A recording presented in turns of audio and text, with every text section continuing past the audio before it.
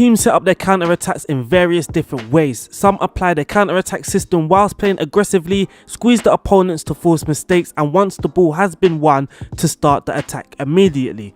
Other coaches like to invite pressure and then hit teams on their counter-attack. As the opponents press and start to leave gaps in vital areas, we can then exploit it by the counter-attack. And in Football Manager, they have given 2 presets for counter-attack in football. You can have a more direct style that aims to get the ball forward quickly to your counter targets, for example a target man or deep lying forward to transition quickly, or you have a fluid counter-attack that aims to use combinations of passes alongside a higher tempo as a weapon for the counter-attack. And on today's video, I have created a counter-attacking tactic. Now, I have seen people in comments always commenting, why do I have to do attacking tactics? Why is it always the same? Why is it always gegenpress? Well, yes, those tactics are successful, but they aren't the only way you can gain success. Blackburn Rovers is the team I tested this on. They are predicted to finish 12th and we managed to win the league. Literally, we walked the league. The counter-attacking system can work. You don't need to have the high press, you don't need to have an aggressive mentality, you just need the right setup. Hopefully I have just the perfect setup for you guys to play a counter-attacking system. So before we get started with the video, before I show you guys the tactic, make sure you guys hit subscribe, make sure your notifications are turned on, make sure you leave a comment and like this video.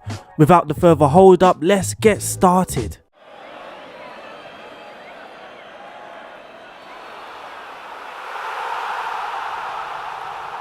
And this is how we managed to win the league with Blackburn Rovers. Blackburn Rovers, if we check the media prediction, we are predicted to finish 12th. So we have no rights winning the league. Even finishing in a playoff spot would have been good enough. But we won the league playing 46, winning 34, drawing 7 and losing 5. We scored 78 and conceded 29, which is the best defense in the league with a 109 points tally. That is incredible. The stats that we should be extremely excited about is the conceded. We conceded the least, we had the least expected goals against, we had the most clean sheets, we had the least shots against us, and we had the least shots on target against us. Now that is very impressive for a counter-attacking system. It means that our defensive block, it did work. We did defend effectively and efficiently. So that was the intro. Now we are going to look at this deadly counter-attacking 4-4-1-1. So here it is. We have the deadly 4-4-1-1. In goal, we have the sweeper keeper, who is... I'm not sure why I added the sweeper keeper, to be honest. It could have been a goalkeeper, it could have been a sweeper keeper. I don't think this role matters much when it comes to the actual system. But with the sweeper keeper, you will notice they tend to take more risk. And of course, they will have a higher starting position. But that doesn't really matter. Left back, we have a full back that is on the support duty, and right back we have a wing back that is on the support duty. On the right hand side, we have 2 players getting further forward more, so that can create a little overload on the right hand side. In central defense, we have a central defender and we have 1 ball playing defender, one that takes more risk and one that plays more safe. On the left hand side, we have the inverted winger, who is going to be looking to cut inside with the ball. His instruction is to shoot less often once he comes inside, not to waste good possession. On the right hand side, we have the winger on attack. His instruction is to tackle harder. It's just something that I tweaked, something that I noticed during games that I've been playing. The right side of midfielder just tended to be a little weak in his challenges. In central midfield, we have a deep lying playmaker on the defend duty, but I have asked him to take more risks. When you use the defend duty on the deep lying playmaker, they take away to take more risks. So I have added that on because he is my deep lying playmaker. He is going to be breaking lines with his passing. His midfield partner is the box-to-box midfielder, and he is on the support duty. He is going to help link the play, especially in midfield, as he is going to position himself slightly deeper, so there could be a gap between the defensive midfield and the attacking midfield. The box-to-box midfielder will be filling in that gap. The attacking midfielder, he is an advanced playmaker with the tackle harder instructions, similar to why the right winger has it. They were just a little weak in their challenges. And the striker is the complete forward, who can do a bit of everything, but he is very attacking. If you notice, he's wasting too many chances. If you notice he's wasting too many chances, like in possession, if he's giving away the ball or he's taking too many shots, then I advise you to switch it to a deep lying forward, who is going to drop himself back deeper a little bit and get more involved in the play, linking up, and hopefully you can create some better chances. So the mentality we have gone for is balanced. The attacking width is set to standard, so that is default with the balanced mentality. The approach play, we are passing into space and we are going to be playing out of defense. Passing directness is set to standard. If you are not liking the standard passing, you can switch to slightly more direct. That can also help against the better teams because more direct passing can break the opposition's lines. The tempo is set to extremely high, and time wasting, which has become my new favorite thing. Time wasting on sometimes helps so much, especially if you are taking a lot of risk. So when it comes to throw-ins, corners, you will notice that if you are playing with a more positive mentality, which we are not, but if you are playing with a more positive mentality, you will notice that sometimes you can actually lose possession because your players are trying to make things happen way too quickly. So time wasting is just a nice little balance to have. But this only happens sometimes, so don't get thinking that your goalkeeper is just going to be standing on the ball wasting time and players are just holding on the ball on throw-ins wasting time.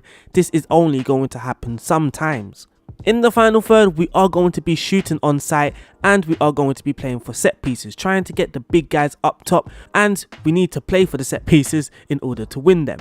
In transition, when the possession has been lost, we are going to be counter-pressing the opponents, and when the possession has been won, we are going to be countering. If you are trying to hold on to a result, then simply just move to counter-press. The reason why I didn't go for regroup, because with the lower line of engagement, you are already inviting pressure. With regroup, then I was inviting too much pressure. When the goalkeeper is in possession, he is going to distribute it quickly and he is going to be throwing it long. Out of possession, we have the lower line of engagement and we have the standard defense line, with the pressing intensity on more urgent and the tackling is on get stuck in. So those are the team instructions. So here is one of my favourite results. Norwich 1, Blackburn 4, and in this game we saw some great evidence of counter-attacking goals. So if I just select watch goals, and what we're going to do is pull it back a little because this came from a defensive set piece. Now it's a throw in to Norwich, and you will notice all of our players are sitting deep. Every single 10 of our players on the pitch are sitting deeper. So now if I slow down the highlights, we win the ball and immediately we win the ball. The ball has gone to our complete forward, so he is a target. This is someone that's going to look to hold up the ball, but immediately players are now looking to run, basically exploit the gaps that Norwich have created. We can see huge gaps here and we can see a huge gap here in Norwich defensive play. So once Armstrong picks up the ball, he's laid it off to another player, and immediately on the halfway line we have 1, 2, 3, 4, 5 players on the halfway line, with Downing, our advanced playmaker, just slightly breaking the line between the opponent's midfield and the defense line. Once I press play again, you can see our winger is just dragging the ball, helping us with our counter attacks, and already we have outnumbered Norwich, and there is the goal. From a defensive set piece, from a defensive throw-in, we went from the other side within a matter of seconds, and the ball is in the back of Norwich's net. And here is another great example of a counter-attack in exactly the same game. So now we are out of possession. It's the 86th minute. All of our players are in their own half. Once we win the ball back of Emmy, it was Bell that wins the ball back. It's a long ball, simple long ball to Gallagher, our counter target, because he is the complete forward, someone that's going to hold up the ball. He can also drop deep to collect the ball. He is our counter target. Soon as the ball gets to him, he's exploited this one-on-one situation with the central defender. With his skill, with his pace, he has the beating of him. He runs 1v1 and there is the goal. A nice clear-cut opportunity created from our counter attacks. So that was just one example in the Norwich game of our counter-attacking system. If we check our attacking efficiency, it's kind of stuck in between aggressive and wasteful clinical, but nonetheless we were aggressive. And our defensive efficiency, we were quiet and impenetrable. So it's nice to see that a standard defense line and the lower line of engagement does help. But there is a tweak actually that I forgot to mention. If you are playing against the bigger teams like a Norwich or something at home and you want to be a little bit more positive, not allow them to build too much, then standard line of engagement is what you should do. But I didn't actually change this much, especially for away games. I left it on lower. If I did play a Norwich, a Brentford, a team that I know that is going to try and come and dominate possession, I'm not just going to allow them to do that wittingly.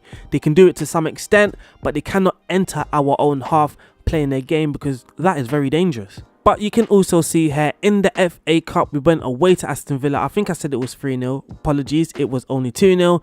In the second round, we did manage to beat Birmingham, but they are in our league. And then in the fourth round, I think it was, in the fifth round, sorry, we lost to Arsenal at the Emirates. We did go 1-0 up, actually, but then a Nicolas Pepe goal and a late Gabriel Martinelli goal knocked us out. Very good performance. We didn't get dominated. We actually made a very good account for ourselves. So I was happy with that result. And you can see lots of 0-0s here. So our defensive work was doing very, very good. We lost against Watford, we lost against Reading, and we lost against Huddersfield. Those losses came towards the end of the season, and at the beginning of the season, well, we lost to Reading twice. So Reading were our bogey team. So now we're going to look at some squad statistics quickly. Adam Armstrong, our striker, he scored the most goals with 15 goals out of 45 and with 10 assists. So 25 goal contribution in 45 games isn't bad at all. Harvey Elliott, 8 goals, 4 assists. Tyrese Dolan, 7 goals, 2 assists. Joe Ruffwell, the exact same. Barry Douglas with 13 assists in our team, probably because he was a set piece taker. Tom Tribal, our deep line playmaker, he has 8 assists with 4 goals, very impressive. Lewis Travis with 5 assists. Ryan Nyambi with 5 assists also. So that is my deadly counter-attacking tactic. I love this tactic simply because it goes against what we know to be a very successful FM21 tactic. There's no aggressive mentality, there are no high lines either.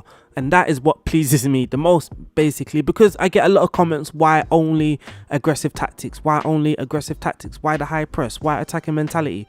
Because those tactics work, and if we are sharing tactics, then we want to share a tactic that works. This also works, so I'm sharing it for you guys. Hopefully that can minimize those type of comments. But it has been a pleasure showing you guys this tactics. On a serious note, I just want to thank every single one of you who do watch my video, especially towards the end. If you are listening now, thank you. Thank you so much for the support. I do appreciate it. If you have made it this far and you haven't subscribed yet, make sure you subscribed. If you are subscribed, make sure your notifications are turned on. Thank you guys for watching. Leave a comment, leave a like. I will see you soon. Peace out and stay safe.